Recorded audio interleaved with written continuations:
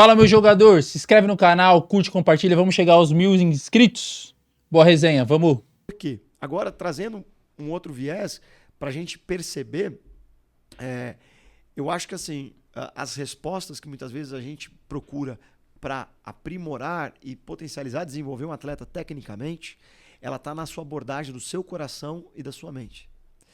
A abordagem de desenvolvimento de um atleta muitas vezes está no agente, porque o agente tem uma certa influência.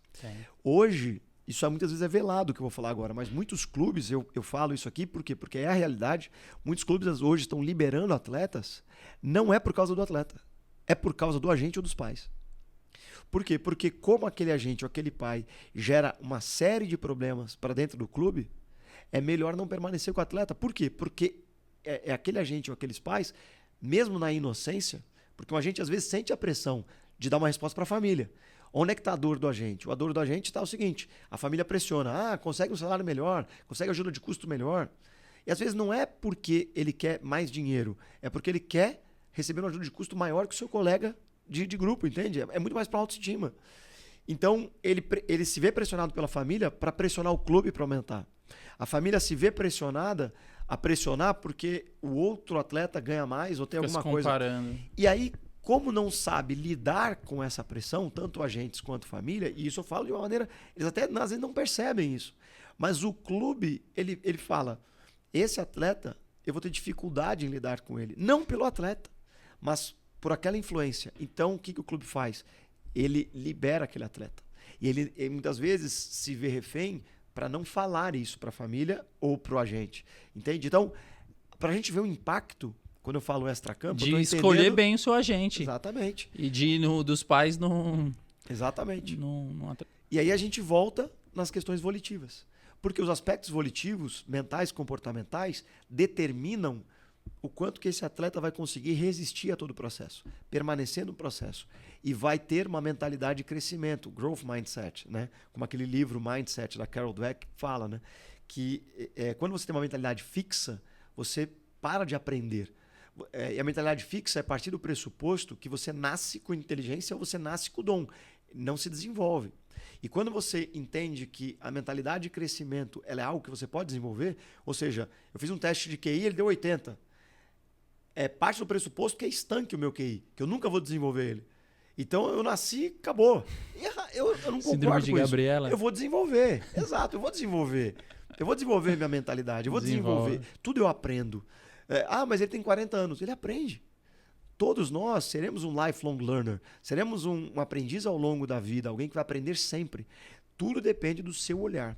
Então alguém que tem os aspectos mentais, volitivos, uma mentalidade vencedora, uma mentalidade de vencer, de se desenvolver, ele vai estar sempre à frente daquele outro de mentalidade fixa. Porque o que o livro diz, né, que eu acho muito assertivo? A mentalidade fixa é aquela que, diante do desafio, refuga. Porque a mentalidade fixa é, e se descobrirem que eu não sei?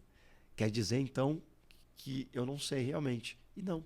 A mentalidade de crescimento, ela fala assim, se descobrindo que eu não sei, é uma grande oportunidade de aprender. E a mesma energia que você gasta de ir lá tentar e errar e os outros perceberem que você não sabe, e aí você vai perceber que você não sabe, ou seja, você vai saber que você não sabe, para que então depois você vai saber que você sabe, para depois você saber que você não sabe e se desenvolver. Do que você voltar... A consciência. A consciência, perfeito. Do que você voltar ao medo de se expor. E aí tem um outro livro, que é A Coragem de Ser Imperfeito, da Brené Brown. Ele vai trazer justamente isso, que a coragem de você assumir que você não é perfeito, de você tentar e você errar, te faz crescer e se desenvolver.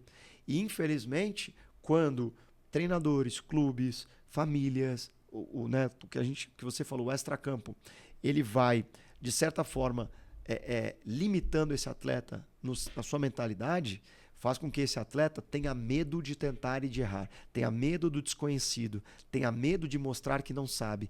Então ele faz o quê? Ele vai lá e guarda o que ele não sabe. É aquela coisa, ao invés... E a mesma energia que eu gasto para mostrar que eu não sei, para melhorar e errar, só que eu vou passar por um constrangimento, do que eu esconder que eu não sei. E muitas vezes ele prefere esconder que ele não sabe.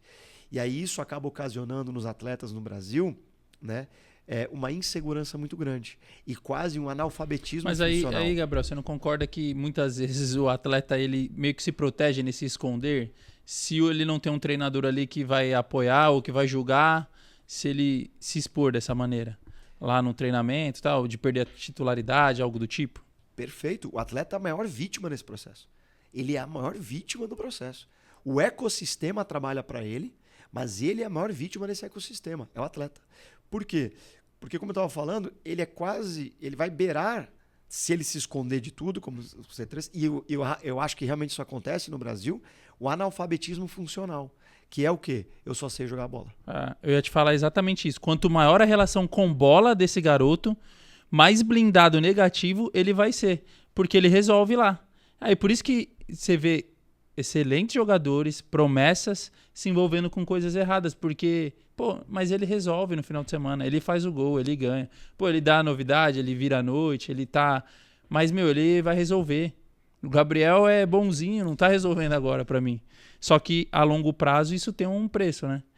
De não chegar. Perfeito.